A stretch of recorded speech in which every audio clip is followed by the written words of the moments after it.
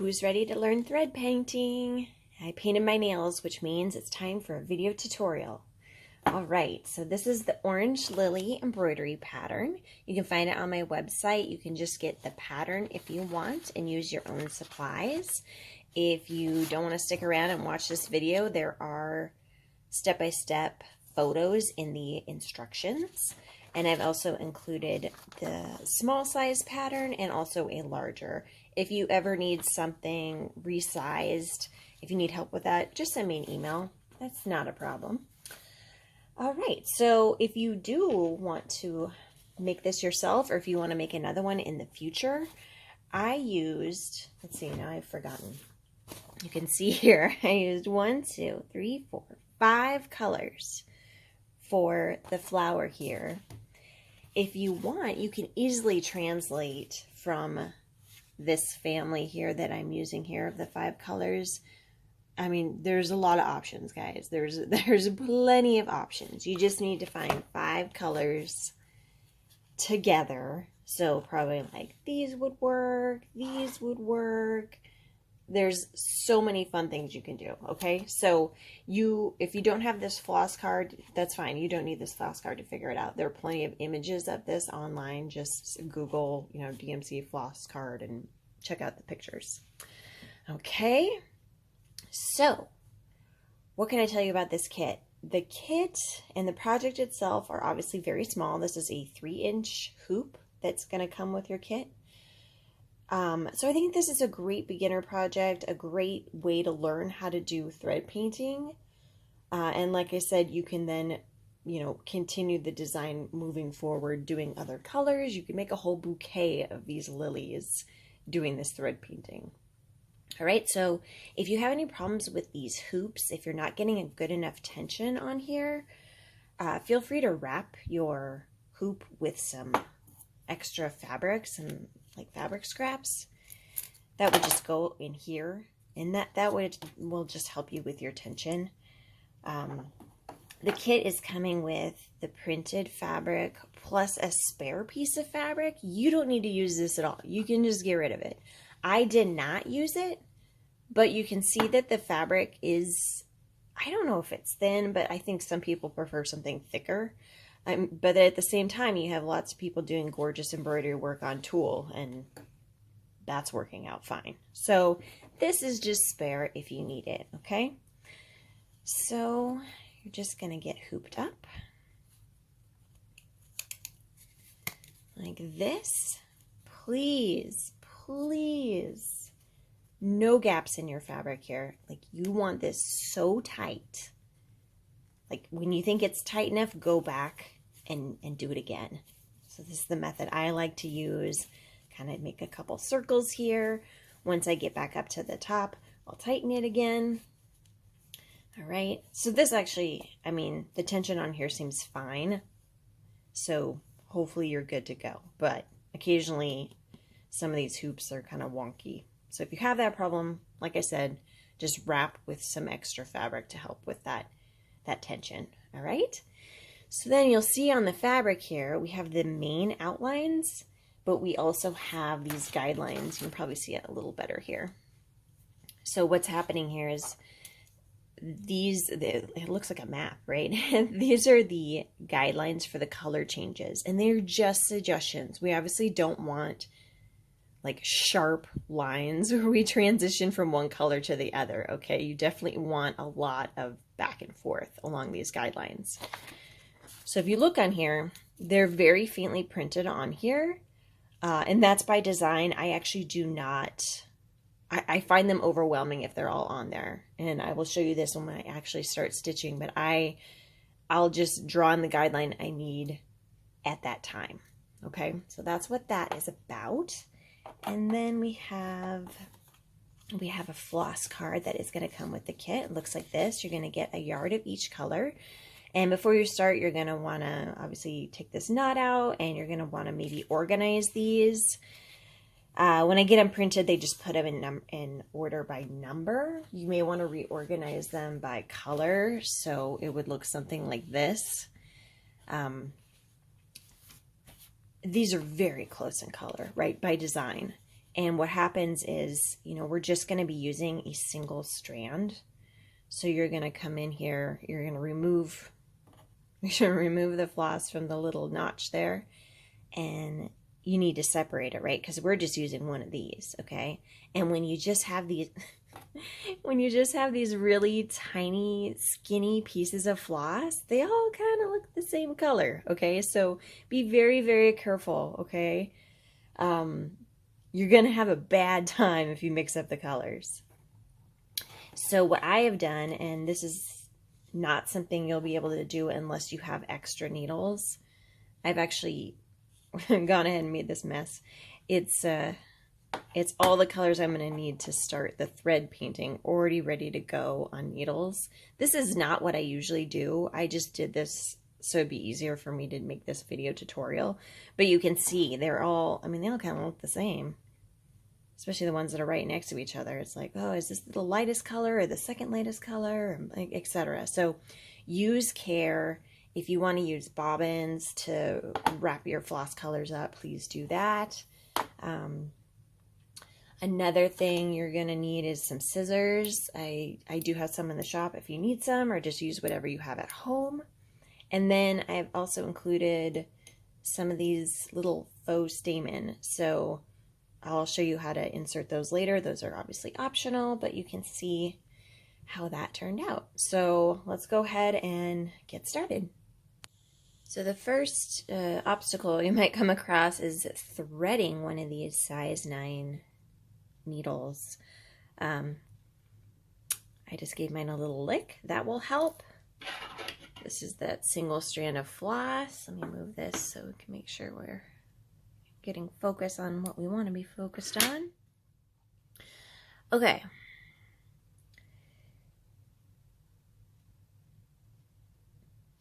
Obviously, I can't talk while I do it. It takes concentration. It takes patience. It takes good lighting. It takes good magnification. If, you know, make sure your glasses are on and clean. Sometimes I forget that part. If you have reading glasses, etc. Okay? And that's actually all of that information is key for doing any of this. Like, you got to be able to see what you're doing. So once your needle is threaded, you're going to need to anchor it, right? In this case, I already have stuff done. So I would just come in here and weave into some of these stitches. But we're going to pretend like I haven't started yet. So the first thing I need to do is do my split stitch outline here. And so I'm going to come in here with my floss, and because everything's going to be covered here, I'm just going to do one of these fun little anchor stitches. I know it's going to look really weird, right? Oops. So I'm leaving like a little tail back here. I'm just going to go like this, and I'm just going to kind of come back on top of here like that. So I'm splitting that previous stitch, and I guess this is probably a good opportunity to let you know that every single strand of floss from 6-stranded embroidery floss is actually made up of 2 teeny strands of floss that are like twisted together. I don't know if you can see it, but you can, yeah, there you go. You can see it, the twist. All right, so it is possible. Like I was definitely skeptical that it was possible to split a single strand of floss, but it is. All right, so I'm gonna come in here and I'm gonna start my split stitches, and pretty quickly here I'm gonna move to my embroidery stand because I'm sure you're getting dizzy already.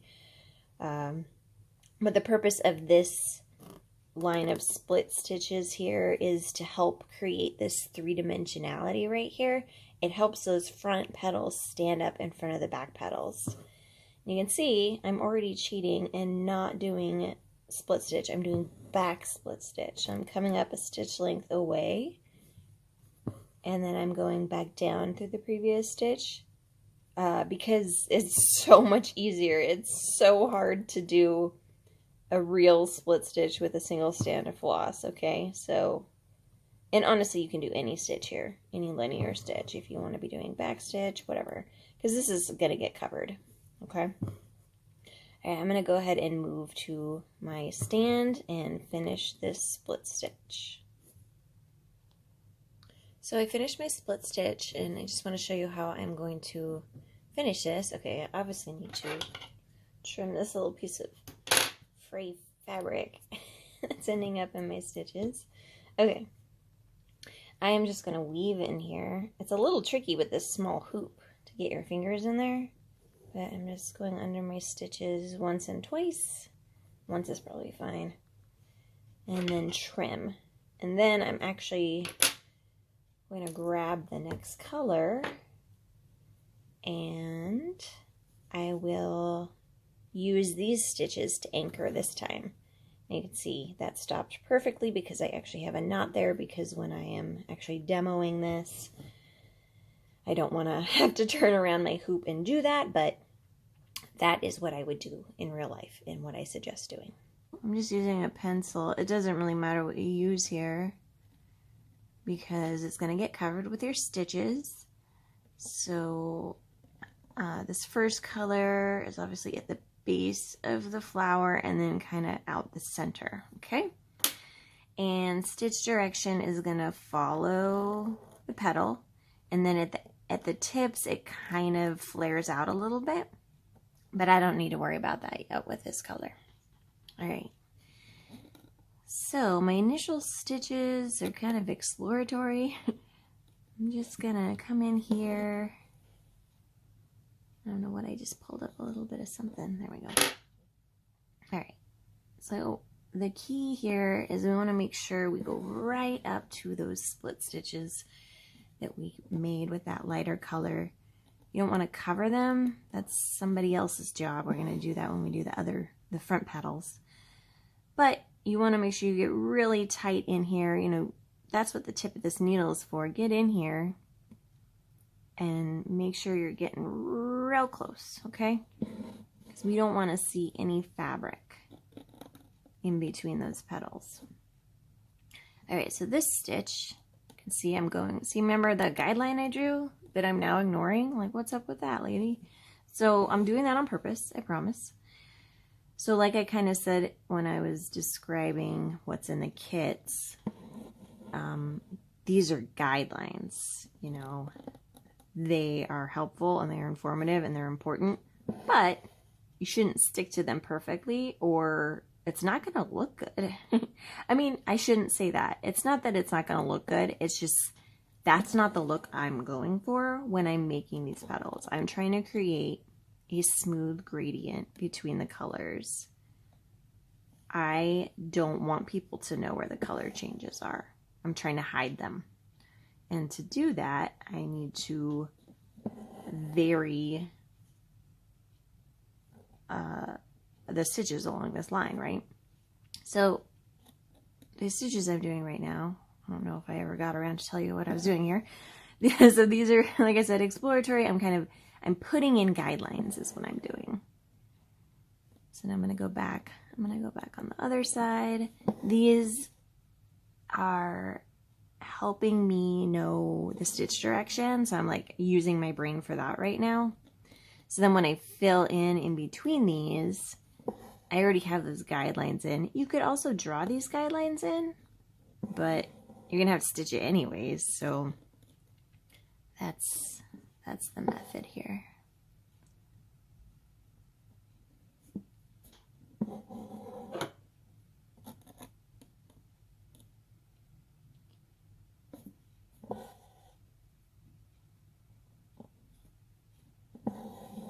Excellent. So now I'm just going to go fill in.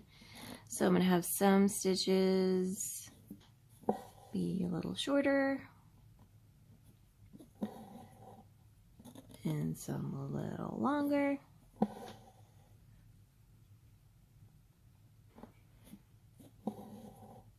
You can see I'm going from out to in, and that's because of what I was saying, that I'm trying to get really close to that split stitch outline, and I have better accuracy when I go down with my needle versus when I go up. When I do the next row, I'm going to be going up through these stitches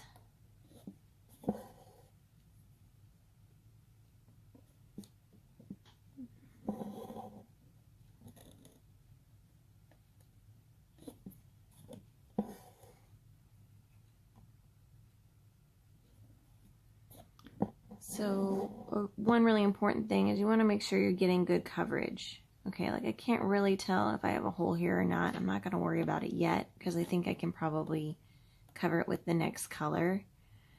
But you want to lay these stitches as close together as you can without overlapping, right?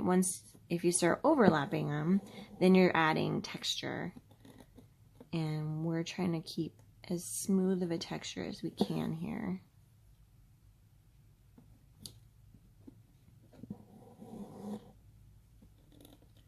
When you're doing your project, if you want, you can do like what I'm doing, one leaf at a time, or these are petals, one petal at a time. Or if you prefer, you can just do all of one color first, like all of this darkest orange. This dark orange is just in the back petals, so you could just do all of that first, then move to the next color. It's really up to you. I change my I mix it up because I get bored.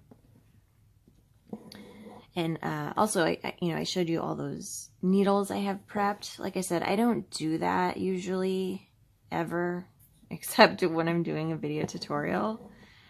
I just kind of pick the next color when I'm done with what's on my needle. Some people prefer to have a bunch of needles all prepped like that, and that's totally fine. Like, I end up making a big tangly mess. So, and I also don't necessarily plan well enough to do that. Just like, I just pick up whatever I got. All right, I'm gonna finish this up and then see you guys when I start doing my next row. Alright, so I finished that row, and I left like a couple gaps in here on purpose, because I'm going to use the next color in there a little bit to, again, help with the blending. But I'm going to show you, I'm going to add my second row. You know, with a shape like this, it's kind of confusing to say rows, but traditionally that's kind of how we think of long and short stitch.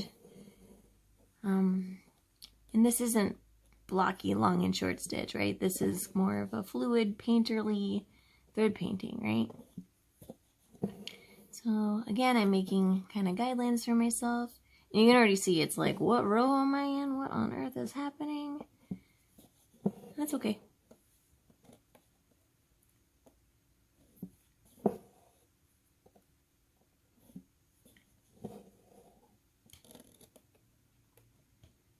I'm going to go back and start to fill out this space. And I'm already kind of bouncing around. That's just kind of how I naturally fill it in. It's like, oh, now this hole's the biggest, so I'll go fill in this hole.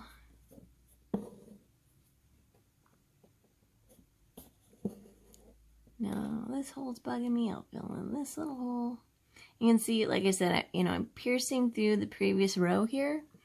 And, am I piercing through actual stitches? Like right now, no, I'm not. I'm in between stitches, and I am okay with that. If you can actually pierce through a previous stitch, that's awesome. That's the goal, but it's not required.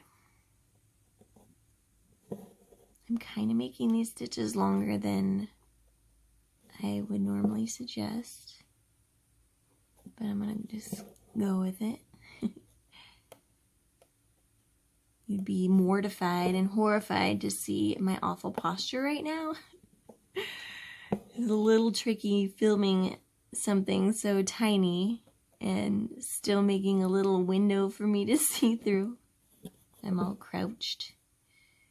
So who knows? I'm probably in like the third row. Who knows? But I'm just going to keep going. And I can actually see it. Like, I have a little hole here that I missed. And I may even use the next color to fill that in, Add surprises. I call them surprise stitches. Those are going to help with that blending. So it looks like I may even need to go back here. So to help you find those holes, you can use your needle. Like, I go from behind like this and kind of puff it up, and see there's a hole there. There's a hole back here. I Actually, this hole is bugging me enough that I'm going to fill it in. So I'm going to come back and fill that hole. Now that's like kind of out of order, right? I went back, I was on the 3rd row, and I went back and I added a stitch on the 2nd row, heaven forbid. But, you know, the fear would be that that would add some texture there. And honestly, I don't see my stitch anymore. So we're good. But that would be kind of why you wouldn't want to do that.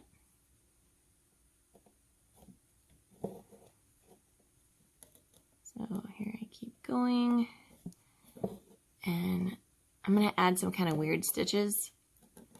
So, you know, obviously I haven't done this, like this 2nd row here. That's going to be the next color, but I do kind of want to add a couple stitches out in this direction.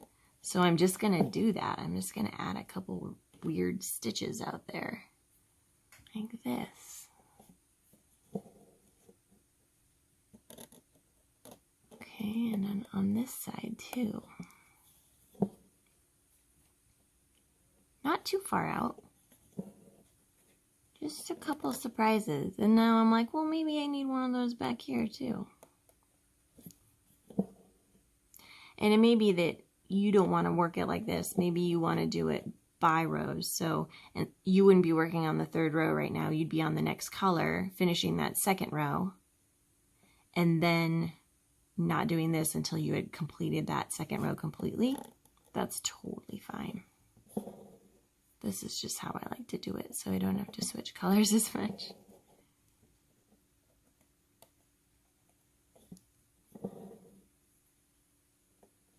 So once I finish filling this shape how I want, I'm going to go ahead and grab that next color, and I'll show you what that looks like.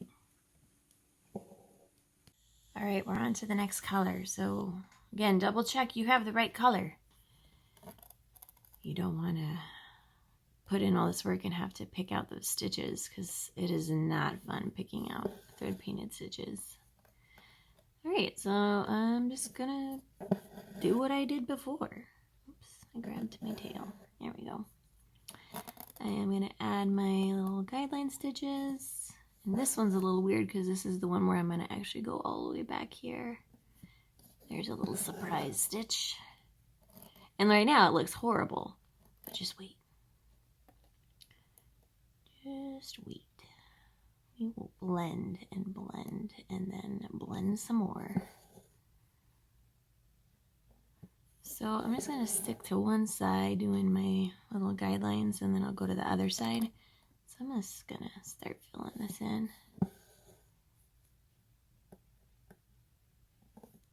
Oh, I forgot to draw my guidelines. Speaking of, so is that it? It's kind of hard to tell. We'll say it's something like this. Each petal gets 4 colors, so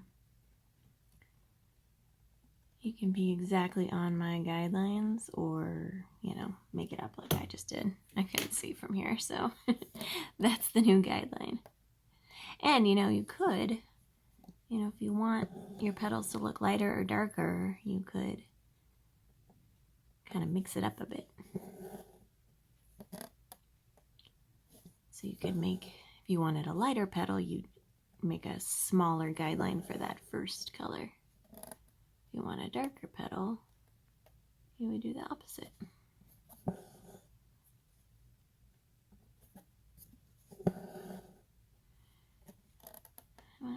I feel like I left some guideline out there. You see that black mark? I need to cover it. These guidelines are permanent. We'll see how that goes. We'll see if that stitch works. So one thing I haven't really talked about is tension. I did mention that it's really important to have your fabric tight in your hoop. You want it drum tight. No little gaps or wrinkles. And so the reason for that is obviously if you have little gaps in here and then you start doing this thread painting, you're going to make them worse. You're going to make, your fabric's going to pucker. That's what I'm trying to say. And those puckers are really hard to get out. So if you see one starting, stop. Tighten your fabric it could be your stitches are too loose. I mean, excuse me, your stitches are too tight, right? Because if I'm going really tight here, I pull and pull and pull, I'm going to be doing that to my fabric, okay? It won't actually make that sound, but hopefully, hopefully you understand what I'm trying to say here.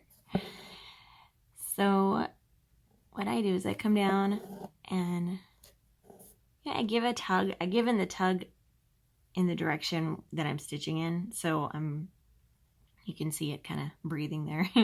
So I'm pulling in that direction. I'm not pulling straight back. I'm pulling more, I'm pulling in the direction of the stitch. Okay. So I give a little tug and then I let go. And so it's just kind of laying there. I'm trying to match the tension of the fabric with the tension of my stitches. They are one.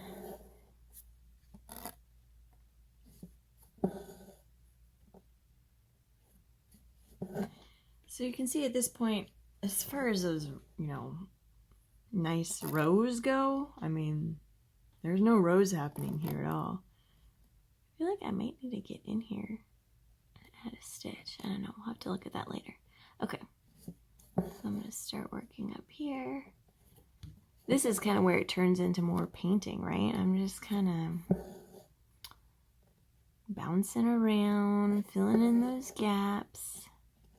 In general, working kind of in a row. So like from the base of the petal up to the tip. But obviously, you've been watching. I don't stick to that perfectly.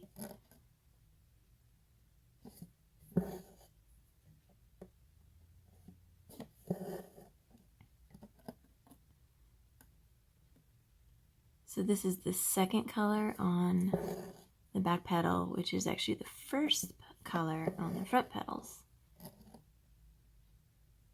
FYI.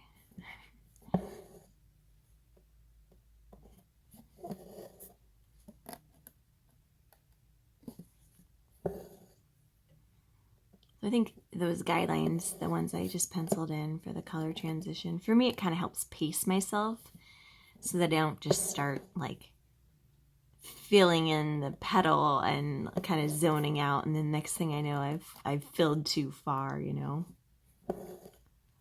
They're kind of good traffic signals for me. There's definitely a little gap in here.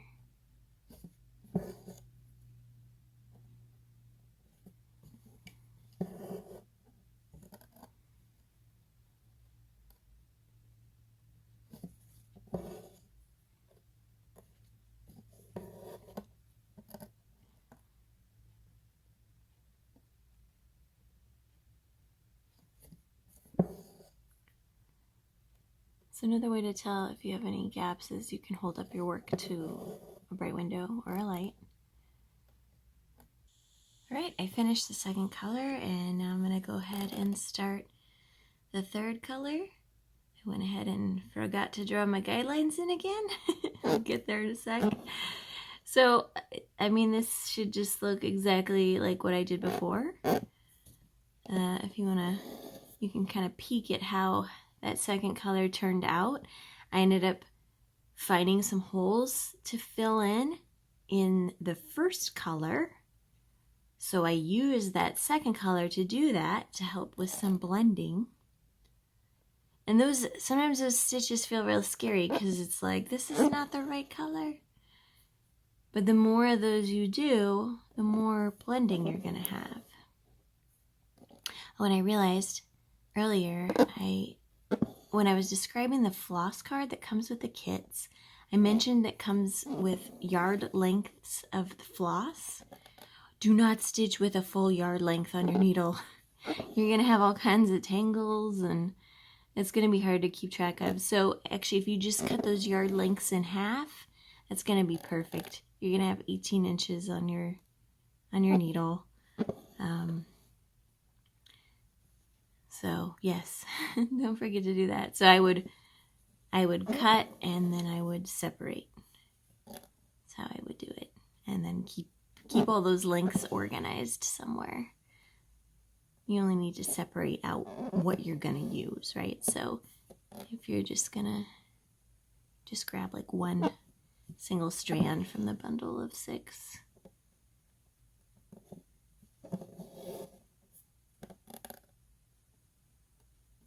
So I'm just continuing here about the same as what we've already done. So as you start getting to this edge, you want to use a lot of care.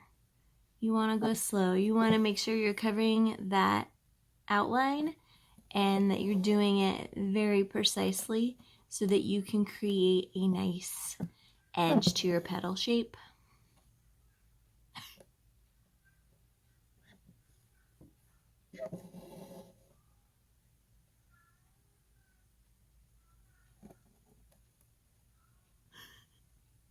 I sure hope you guys can hear that. I don't know what my cat is saying, but he's got something to say.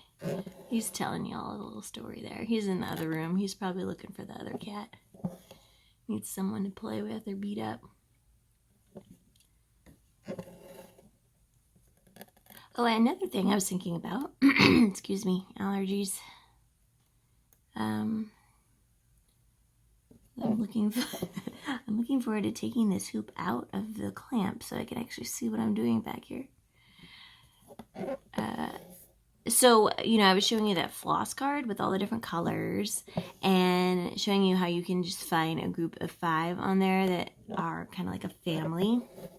So, but one thing I didn't even mention is you don't have to do it like that, right? You can do all kinds of crazy colors. Like you can have the center be like a dark purple and then move to whatever, you know, pink and then to orange and then yellow at the tips. Like you can get wild. And I hope you do. Like that sounds fun. Obviously it's a little harder to find really great matches like that. And maybe you don't need a really great match. You know, maybe you do want to see those transitions more. You know, it's a different look to have more of a rainbow petal. So all kinds of fun things you can do with thread painting. So I'm going to keep going with this and then I'll switch to our last color. All right, here we go with the last color on the back petal. This is not the lightest color. The lightest color is only used on the front petal.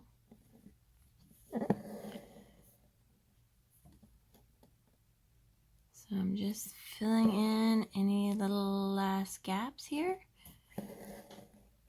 One thing you can do, if you like, is actually do that split stitch outline around all of the petals. And that will help make this edge more dramatic. It can also help with your accuracy. You can see I am flaring these stitches a little bit. So here I was kind of outlining and now, so like the edges, the sides of the stitches were the edge of the flower, and now I'm kind of changing that so that the tips of the stitches are at the edge of the flower.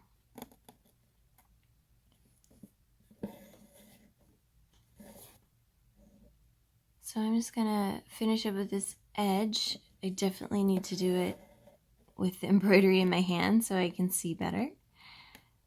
But I also wanted to tell you that my eyes are bugging me. So, I don't know if it's my allergies or the fact that I'm trying to do thread painting. You know, it's the reason I'm telling you this is so that if your eyes are bugging you, you don't feel like you're doing something wrong, but rather pause, take care of yourself. You know, again, is there better lighting you can have? Is there better magnification you can have that is that creates less strain on your eyes? Mine just might be getting too old for this. Embarrassing. I had LASIK, like, what was it now? 15 years ago now. I wear glasses again, but I don't see like I used to. It's kind of sad. Anyway, so I am going to go take care of my eyes and do this so I can see it better. And then we're going to move on to this front petal right here. I went ahead and rotated this so hopefully it'll be a little easier to demo. Here I'm putting in guideline-ish, and we will start stitching. Oops, totally messed this up. I parked this over there, and like I said, it got all tangled with what I was doing, so all right, here we go. So you can see also on here these really faint blue lines kind of show you the stitch direction. You can always go in and make those easier to see, or just like I do, use the stitches to kind of sketch that out. So I think I'm going to just stick to the top half of this petal. You know, obviously both sides of the petal are worked the same. You just saw me work that other petal, so I think we should be pretty good.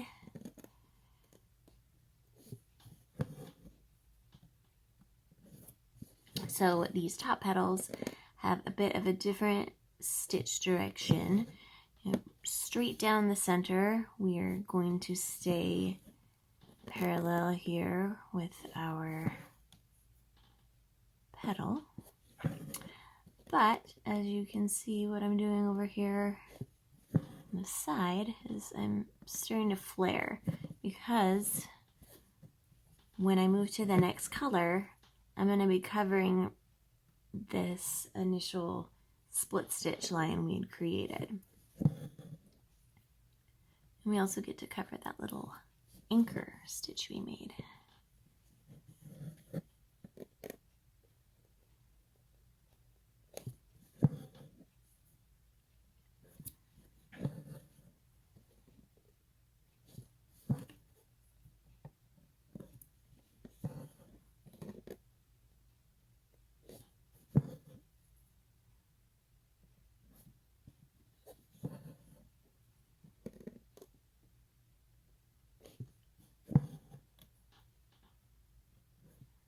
I just peeked at the screen. You guys can actually see better than I can.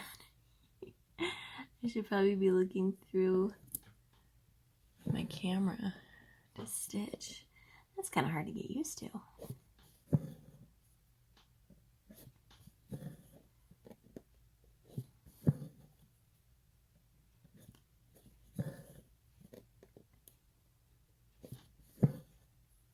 So like I said, I'm only working half of this, so it's a little weird. Just pretend like there's a mirror there.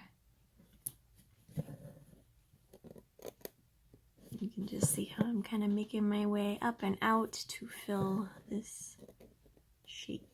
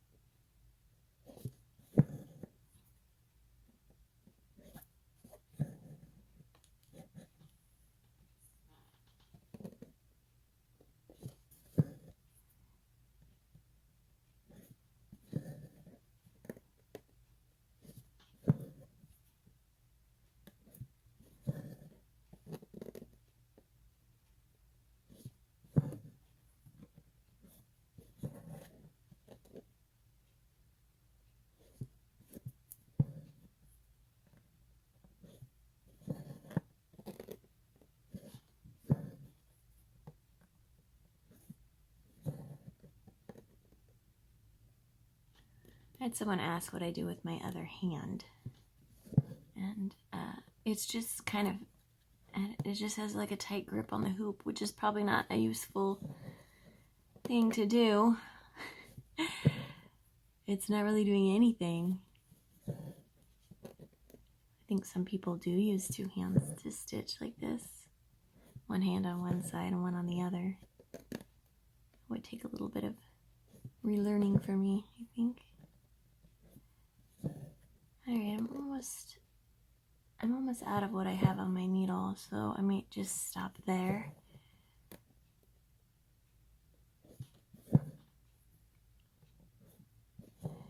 So if I were to, you know, actually want to complete this petal, I'd want to keep going with that color to, you know, fill this whole shape, right? But I'm going to go ahead and start with this next color instead, so you can see what it looks like to cover.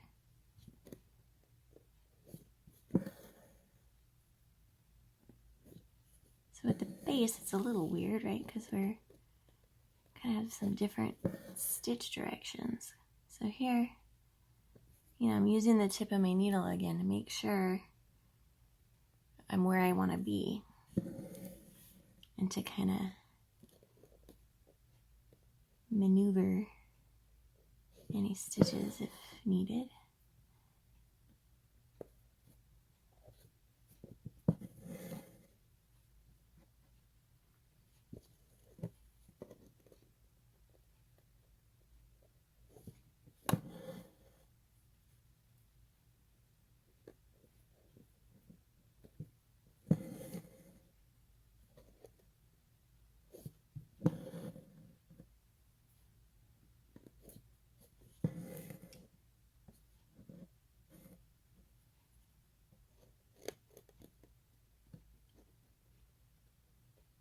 So at the very center of the flower, we have the option to add those fake stamen. It's obviously optional. It's a little weird in the center because of the stitch directions all kind of colliding in one place. I just kind of did the best I could to just cover. If you are going to add the stamen, though, you don't want full coverage there because it's going to make it a little trickier to insert. So I'll show you what that's going to look like after this. Although after this, we should probably do the little spots. Those are also optional if you want to do those. If you need some inspiration, you can always Google images of lilies to see where the spots usually congregate on the petals. I made mine near the base of the petal. You don't have to. And you can use a different color than what I provided. You could skip it entirely. You could use a different stitch. If you want to get in there and do some French knots, you could always do French knots for the little dots.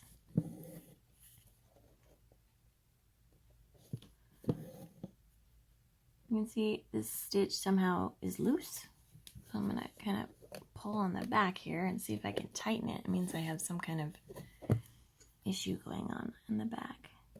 I think I tightened it up. I have a little hole here too. Oops, excuse me. I have all kinds of issues. Yeah, I'm stuck on something. People ask me about these clamps a lot, and I think I've probably made it clear they're not my favorite, but they're definitely necessary for doing an embroidery tutorial.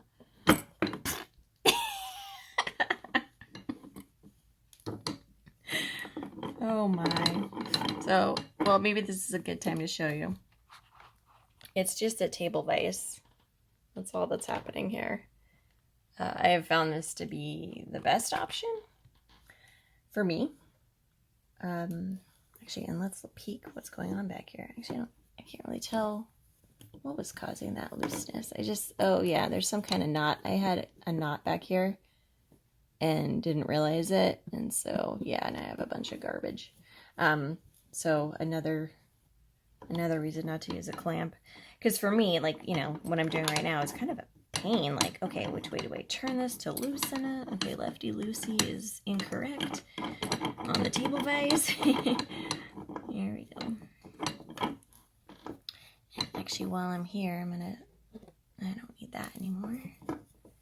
Alright, put it back in here. Tighten it back up. Sorry about that, my goodness. Alright, so,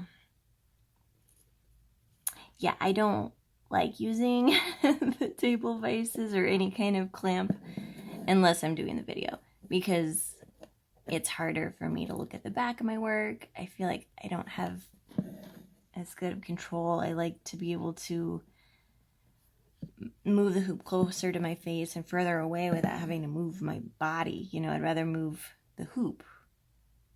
So that's what I know. I used to have like a floor stand and it was just wobbly. It drove me crazy. I never recommend that to anyone. It was a gift, so you know how that goes. All right. So you want to use care, you know, just how we used care on this edge to make it nice and smooth. You want to do the same thing here. I feel like I have like a little wobbly bit right here that I might need to go in and correct. But I'm hoping you guys get the picture here. Just keep going, you know, and in this case, you know, I think these guidelines do something like that. So, I would just keep going. So, let's see, while we're here, I'm going to go ahead and show you some of the spots. I'll just do them on this petal. I'm just doing little simple stitches like this, just little straight stitches. That's it. That's all I do. Probably didn't need me to demo that, but let me fix my lighting. Maybe you can see a little better. So that's it. Just add as many or as much of those as you want. So next we're going to work on the leaves. Very simple after all of that. We're going to use the light green and do a split stitch center line. I just used my pencil to kind of mark that out for myself, so I knew where I was going.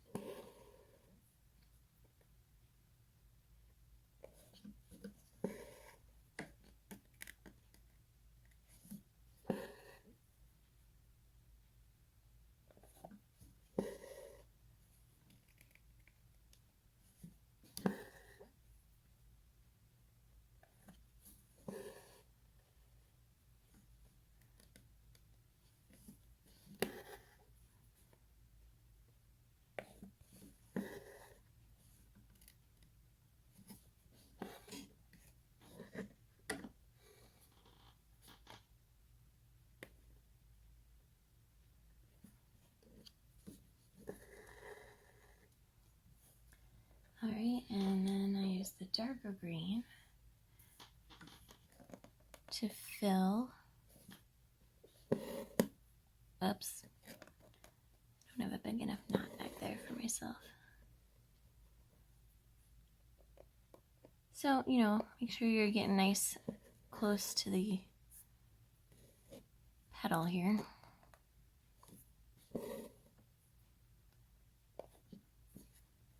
Let's see, I'm pulling in some kind of orange color. I don't want that.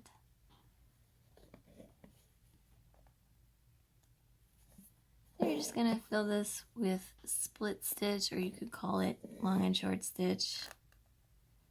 I feel like I'm having some kind of tension issues here. Oh geez, now I'm tangled. Alright. We got this. We're almost done. I'm just gonna push through. Alright, and so then I'm just gonna come in and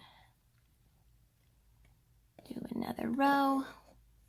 Basically what we've been doing this whole time, except with one color.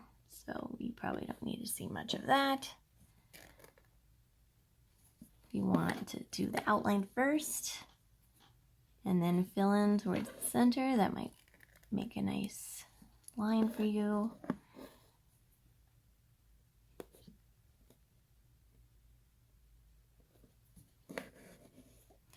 Etc. So keep going with that, and then I'm going to go ahead and show you the last little thing we can do, adding those stamen. All right, we're almost done here. We're just going to add our stamen. So what I did is I took the stamen and I cut off one of the little balls, all right? And so this is how we're going to insert. And I went ahead and I grabbed my extra needle. Your kit should come with one needle that's a lot bigger than the other two. And you're going to make a hole in your fabric with that needle. So what I do is just kind of twirl the eye through here. The eye is, going to be our biggest part of the needle, so hopefully that'll make us a nice hole. If you have like a darning needle or even a thicker needle, you can try that. Just like this. And then I'm going to go ahead and insert right through like that. Might take a couple tries. That actually went really smooth. You may need tweezers to help pull through. If your stamen is kind of looks flared or like damaged, like beat up a little bit, I'm trying to throw out the ones that don't look good to me, but I'm also including extras in your kit, so there should be one in there you can get in. Another idea, you could always put like a fabric glue on this to make it a little bit more stiff. Obviously let it dry before trying. So that's that. So you can add 1 stamen, you can add 3 stamen, add however many you want. Honestly, you could probably cut them in half and maybe have enough length. Here you can see, what a mess. Here you can see how long the tails are untrimmed. So you might be able to get 2 out of each one. So, but before you tie them down, you want to get them the right height, whatever that means to you. I mean, you can have them just snug or, really crazy long. It's up to you. So figure out what you want. And then you are going to kind of, so I'm going to get it how I want it here.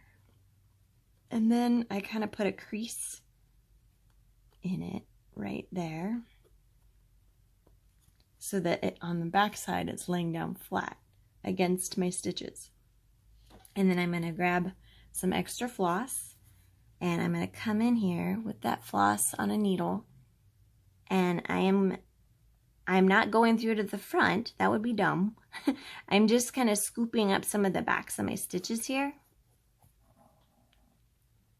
I did not mean to grab this loop here. Let me undo that. Bad loop. Get out of here. Oh no. Okay, let me try that again. That was a disaster. All right, here we go again.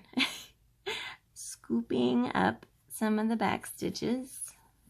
All right, leave a tail. Don't pull all the way through. Do it again, scooping up some of the back stitches. If you can. There we go. Scooping up some back stitches. And if you need to, maybe peek in the front. You can see I'm not going through to the front. I am just getting those the stitches in the back.